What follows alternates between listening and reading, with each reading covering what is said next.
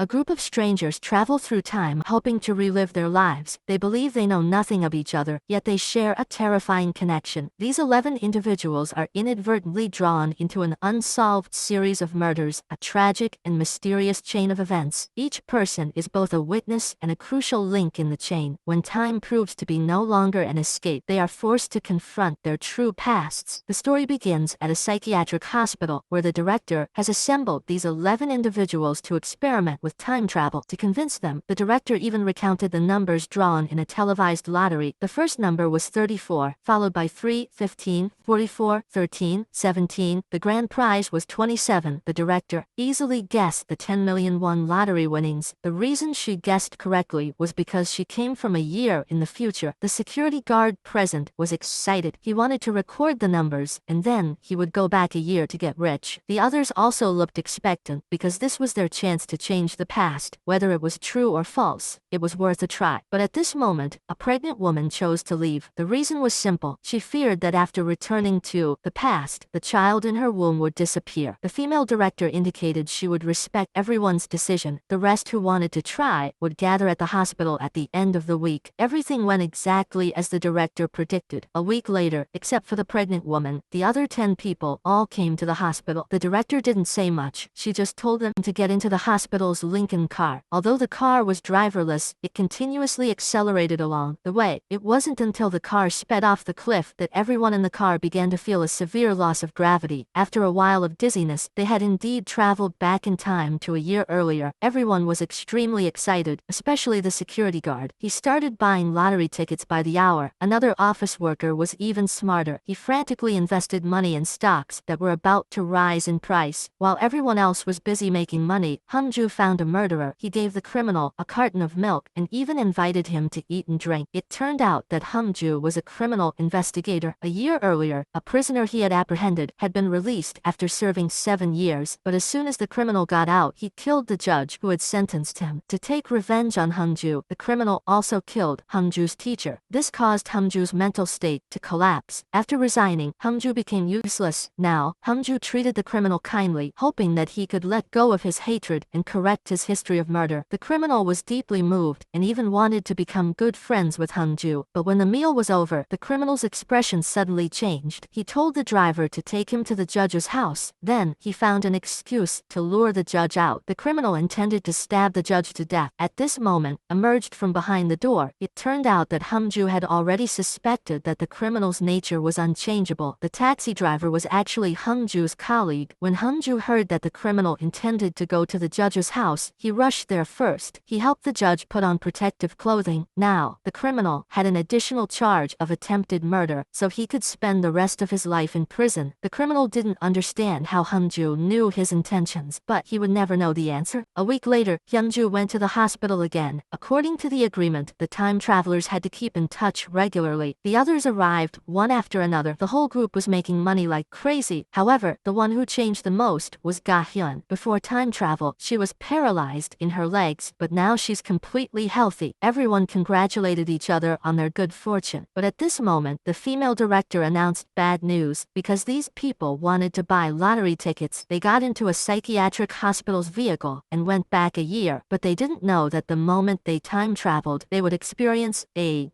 brief dizziness. A year ago, this delivery driver named Dojin was driving. He fell asleep at the wheel and had an accident. Gaehyun also had an unexpected sleep. At first, Gaehyun relied on time travel to correct her history of disability, but when Gaehyun was happily returning home to go on a date with her boyfriend, she discovered he had a new girlfriend. Ironically, the new girlfriend was her best friend. Gaehyun angrily kicked the wretched couple out of the house. Then she arrived at the time travelers gathering. Since everyone was a time traveler, they all sympathized with what the two had gone through. However, one young man playing a game suddenly asked, "Why is everyone so calm? Did everyone feel that Dojin's death was just a coincidence?" As soon as Jae-young finished speaking, the atmosphere became tense. After everyone finished talking and the meeting adjourned, only Hungju stopped Jae-young. Hungju snatched Jae-young's phone. Hungju discovered that Jae-young had secretly taken pictures of everyone. He asked why Jae-young did that. Jae-young replied that it was a way to save her life. This time travel experiment seemed like it would change her life, but in reality, it was a cruel and deadly game. Furthermore, Jae-young said that the next person to die might be Ga-hyun, and it turned out exactly as Jae-young predicted. After Ga-hyun left, she sat by the roadside to paint. While she was slightly distracted, she noticed her pet dog's leash had broken. Ga-hyun hurriedly chased after it and ended up at an intersection. A car accident flashed through her mind. At that moment, Ga-hyun realized that this was the very place where she had previously suffered a leg injury. Ga-hyun felt frightened and didn't go looking for her dog. The next day, she decided to stay home, but just then, Ga-hyun's best friend called. She said she regretted her actions and wanted to meet Ga-hyun to explain everything, but Ga-hyun had already seen them being intimate that day, so she didn't want to hear any more explanations. Just as Ga-hyun was about to scold her, she suddenly heard a loud noise coming from the other end of the line. Ga-hyun unconsciously looked at her phone and discovered that it was the exact moment she had been in a traffic accident before time travel. Ga-hyun immediately rushed to the scene to check. Sure enough, her best friend had fallen in the middle of the road. After Ga-hyun took her to the hospital, the doctor announced that she was already dead. Ga-hyun's spirits almost collapsed. Could it be that changing history would cause someone else to die in her place? Ga-hyun hurriedly went to find the hospital director. Ga-hyun wanted to ask if she had encountered a similar situation. The director replied that she didn't know, but if the two accidents were the same, the person who caused them could be the same. The director could use hypnosis to help Ga-hyun see who had hit her before. After the director performed the hypnosis, Ga-hyun's consciousness returned to the time of the accident. She saw a person getting out of a car. Initially, Ga-hyun thought it was the culprit, but then she saw a familiar face in the rearview mirror. It was Jeon-soo. She was the same person who had traveled through time with Ga-hyun. Because the security guard wanted to get rich quick, he had recorded all the lottery numbers. After traveling back a year, he frantically bought lottery tickets. Thanks to that, he won the $1 million